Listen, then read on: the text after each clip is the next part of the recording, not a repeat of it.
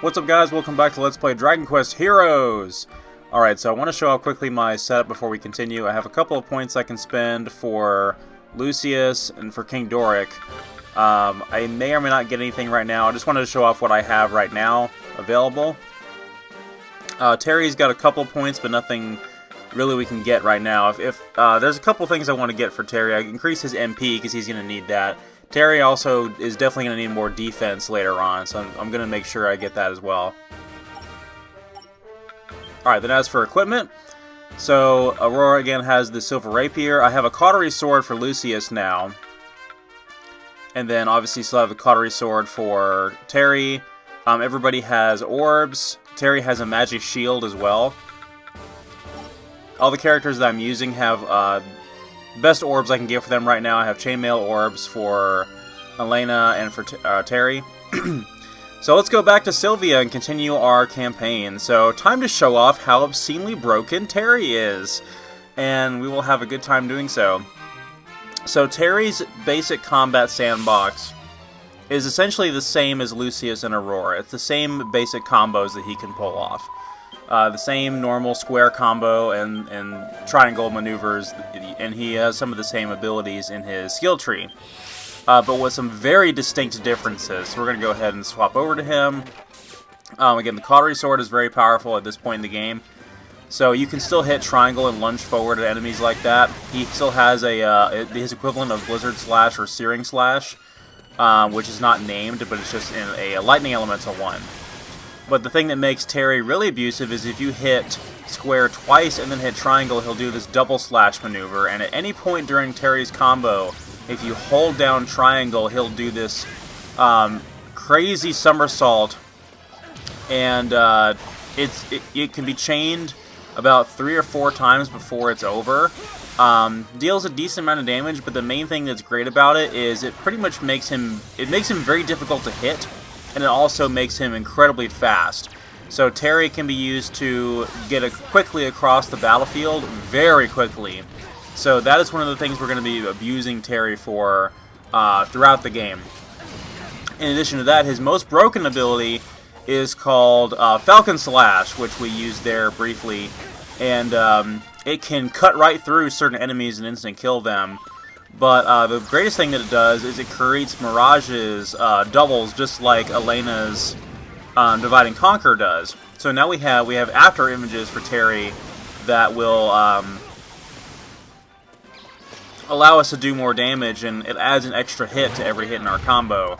So we can use the Falcon Slash and then start using our normal combos, even that double slash and somersault maneuver, to just completely wreck bosses and other large enemies. So Terry is incredibly versatile, he's incredibly strong, and has some of the most abusive abilities in the game. See, I can just, even if I'm just standing still, I can hold down triangle and just somersault across the map, and it's really, really good for, speed running, completing stages really quickly, and just overall getting to objectives quickly before the enemies have an opportunity to destroy your objective or your party member that you're trying to protect, or whatever it is in that particular situation. So, yeah, as you can see, he's pretty abusive, and the damage output is also really good. But much like Elena, he can be kind of squishy. I feel like he's overall a little bit more balanced than Elena. So we did have to get the Falcon Slash extender in order to give him 2 after images instead of 1. I would highly, highly, highly recommend getting that as soon as possible for him. So let's go ahead and show off his coup de grace. So now we're in high tension mode.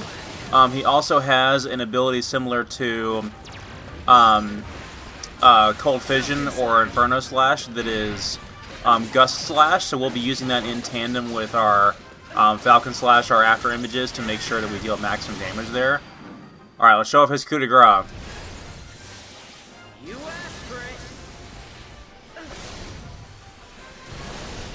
Lightning storm. Hell yeah! I expect nothing less from the finest swordsman in the land. So we have a hunter mech enemy here. Again, it's a lesser powerful version of those destroyer mechs we fought in the arena at Colossia when we first recruited Terry. We have some more grenade type enemies here that, if we can destroy them quickly enough, they won't explode on us. similar enemies to like you'd have in the Final Fantasy series with the bomb-type enemies. But Dragon Quest probably thought of them first, because Dragon Quest thought of most of those ideas first. It's an older series in Final Fantasy. And I'm not talking bad about Final Fantasy by any means, I love that series as well. I find it interesting as well that we're in Sylvia, so obviously it's the land of the Sylvans or whatever, but they're not really Sylvans in your typical fantasy sense. They're more like elves, which, of course, there had to be elves. You know, it can't be a fantasy setting without elves, but I'm pretty sure there were not elf-like characters in any of the previous Dragon Quest games. I could be mistaken, but I don't happen to remember any. I know that there are some... Akira Toriyama does like to draw his pointy-eared villains, and we had like the beast-type characters in Dragon Quest IV that made up Sorrow and things like that. So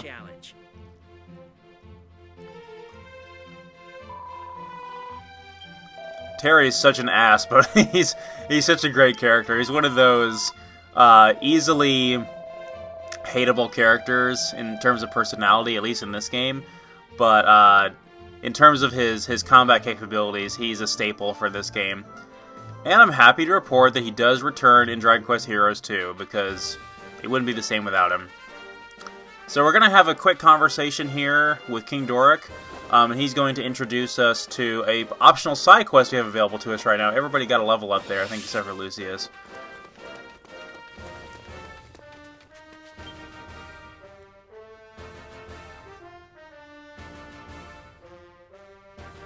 So we can't go back to Sylvia until we talk to him. Captain.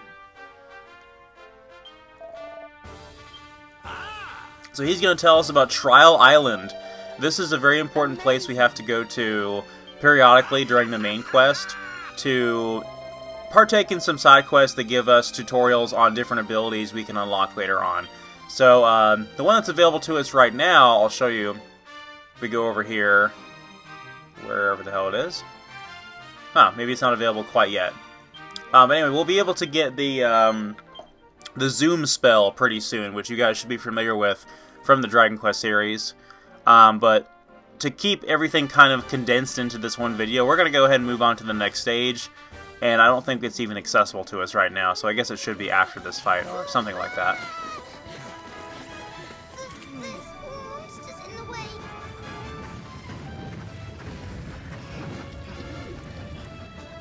From behind also. Could they have traced our footprints? Looks like they have us surrounded. This doesn't look good, does it? Go on then, let's hear it. My strategy is this. First, I will engage the monsters directly ahead of us. While I keep them occupied, the rest of you will divide into 2 units and spread out. When you On are... second thoughts, shut up. Basically, you want us to lure them into a pincer movement and smash them to bits, right? I do. Okay then, let's get on with it. Legendary bandit turned hero coming through! All peachy this end, Jessica! Over to you! Hold on a minute. You sure this is a good idea? Cor Blimey! Everyone get down! Take this, magic fast!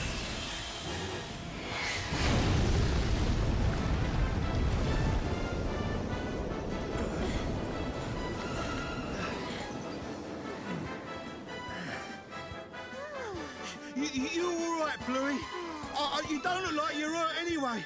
I was worried I squashed you.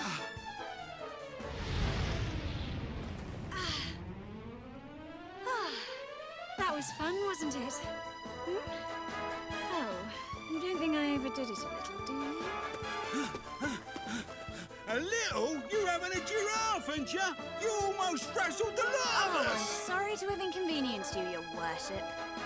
Ugh, this is the problem with you. You get your knickers in a twist over the tiniest thing. How many times? They ain't knickers. They're the boxers of a legendary bandit turned hero. Oh. Thanks for helping us out back there. Who exactly are you? Well, this will probably seem a little hard to believe, but we just arrived here from another dimension. I'm Jessica, and this delicate flower here is Yangus. The monsters in your world have all gone a bit crazy, I hear. Well, how to explain? Let's say a friend of ours asked us to come and investigate why. Yet more travelers from other worlds? What exactly could all this mean? Intriguing. Unlike Terry and Elena, our new arrivals are plainly aware of our plight. Well, it's been nice meeting you, but we best be on our way. Bye for now.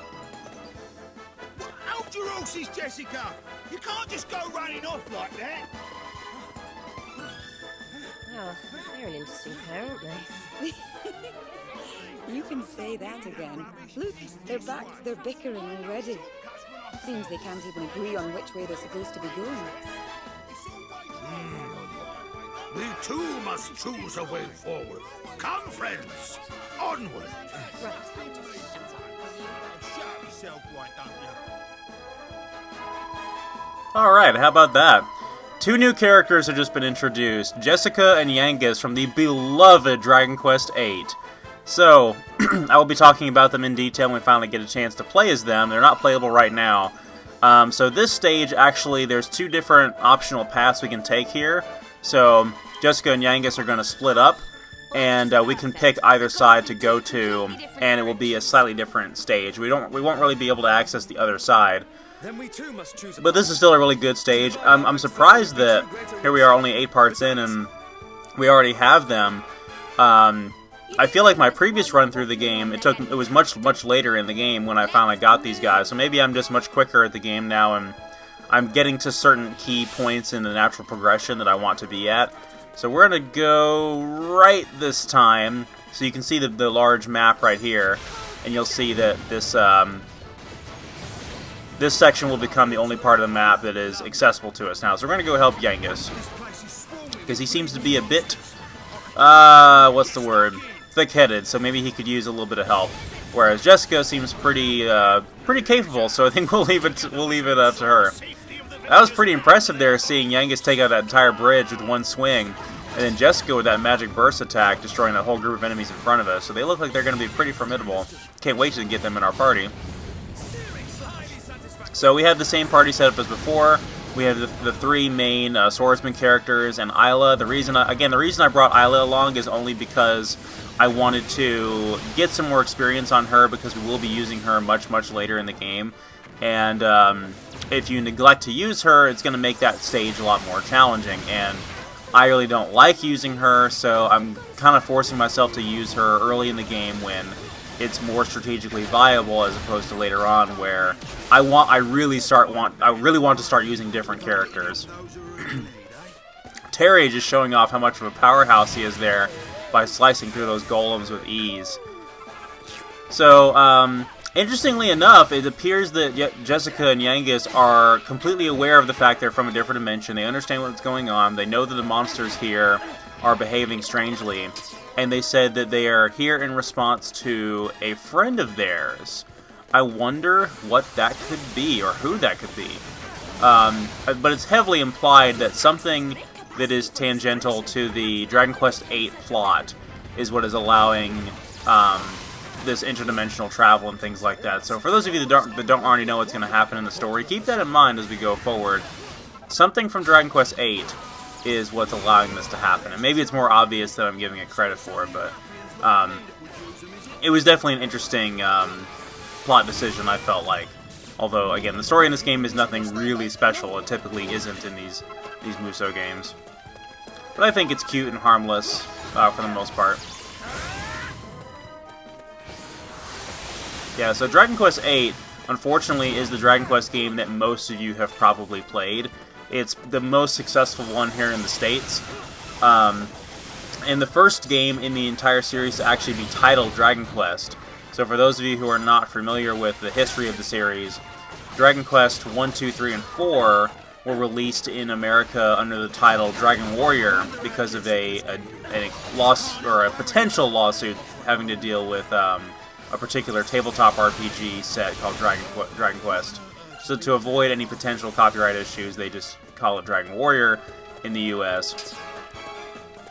And then we would not get 5 or 6 in the US at all, but we would get 7 on the PS1.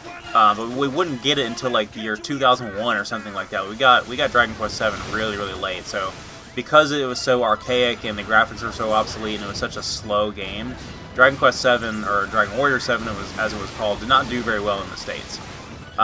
Still a great game, it just was not... The audience was just not there for it.